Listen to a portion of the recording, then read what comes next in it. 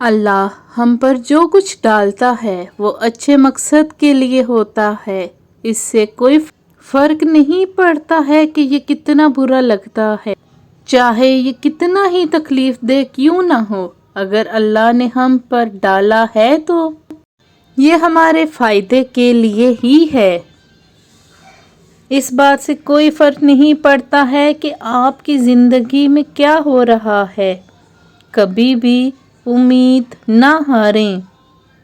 برے وقت میں مثبت رہیں، اچھے وقت میں عاجزی سے رہیں اور ہمیشہ اللہ پر بھروسہ رکھیں۔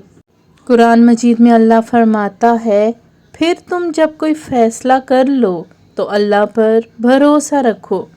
جب آپ کو لگتا ہے کہ سب کچھ ٹوٹ رہا ہے تو یہ حقیقت میں اپنی جگہ پر گر سکتا ہے۔ اللہ کا ایک منصوبہ ہے، اس پہ ایمان تو رکھو۔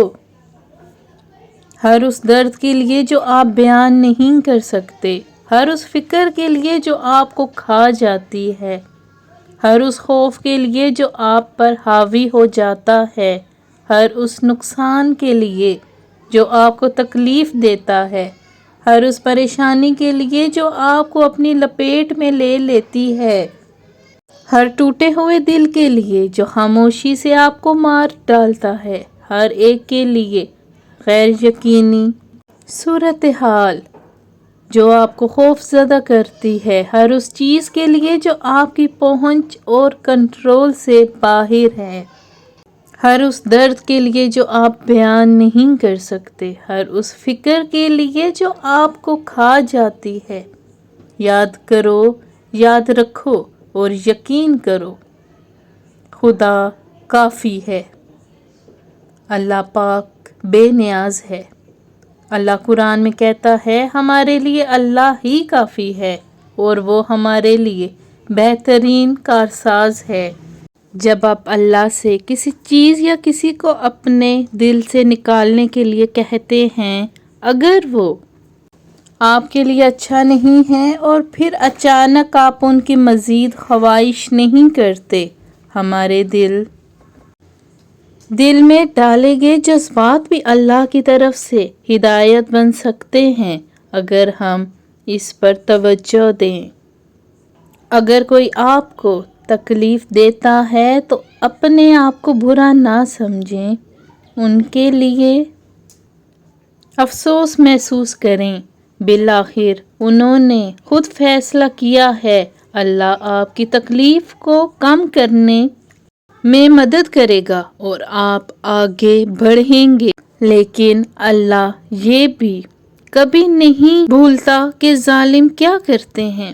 وہ دن واپس آئے گا جب انہوں نے جو برائیاں دی ہیں وہ واپس آئیں گی۔ جان لو کہ جن لوگوں نے تم پر ظلم کیا ہے انہیں ایک دن اللہ کو جواب دینا پڑے گا۔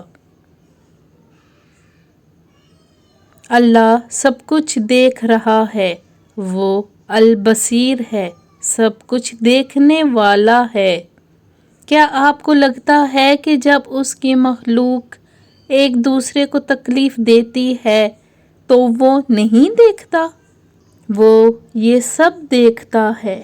یاد رکھیں، اگر کوئی آپ کو